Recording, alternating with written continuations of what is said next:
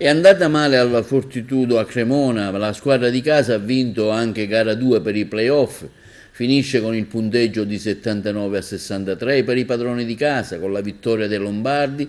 Si torna ora a giocare al Palamoncada, venerdì 19 palla 2 alle ore 20:30, il programma una vera grande sfida. Sarà un'impresa difficile, bisogna provarci, perché dobbiamo credere di potercela fare, perché noi siamo Agrigento, siamo nati per lottare, perché queste partite e queste sfide ci rendono ancora più vivi e perché abbiamo voi, riferito ai tifosi, che siete il sesto uomo in campo e ci fermeremo solamente quando tutto sarà davvero finito. Questo quanto comunicato dai giocatori della squadra. Sentiamo ora il coach Cagnardi in un'analisi al termine della partita giocata a Cremona. La fisicità di Cremona che è andata probabilmente anche oltre quello che è il regolamento, ma gli è stato concesso. Chiaramente noi dobbiamo imparare a giocare in questi momenti e rimanere calmi. Penso comunque che la possibilità ai giocatori avversari di usare oltremodo le mani sia stata concessa in maniera errata da parte degli arbitri. Logicamente questo è un dettaglio, non abbiamo la presunzione di crederci diversi da quello che siamo, sapevamo di venire a giocare due partite difficili a Cremona, conosciamo come tutti la forza dei nostri avversari, vogliamo solo cercare di essere il più dignitosi possibile, rimanere attaccati alle partite, provare a giocarci alla fine. Adesso c'è gara 3, torneremo nel nostro fortino ad Agrigento, dove è chiaramente un'altra pallacanestro per noi, avremo tutto il nostro popolo a spingerci alle nostre spalle e cercheremo comunque di riservare lo stesso trattamento ai nostri avversari.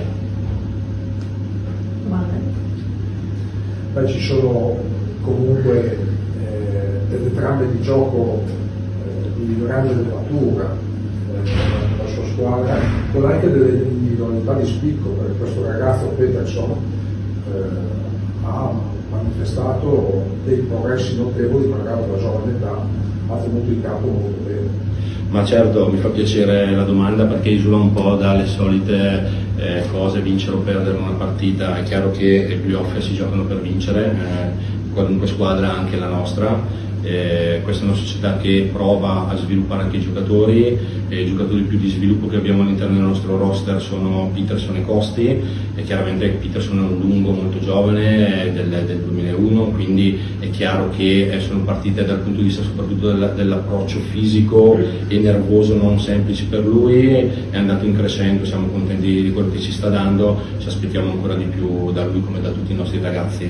È chiaro che siamo una squadra che ha determinate caratteristiche, non profondissima, non fisica, però che prova a sviluppare un'identità di gioco, a volte ci riesce, a volte ci è riuscito anche durante la stagione, a volte non ci riesce contro una squadra così ben attrezzata, sia come profondità di roster che come impatto fisico, però la nostra idea è quella di provare a continuare sulle cose sulle quali abbiamo lavorato per tutto l'anno. In questo momento quante sono le chance che siate completi, quindi che rientri in Francia per gara 3? Ad oggi non lo sappiamo, però noi abbiamo tutta l'intenzione di portare a casa gara 3, che ci sia Francis o meno, e faremo di tutto per farlo e daremo battaglia sicuramente ai nostri avversari.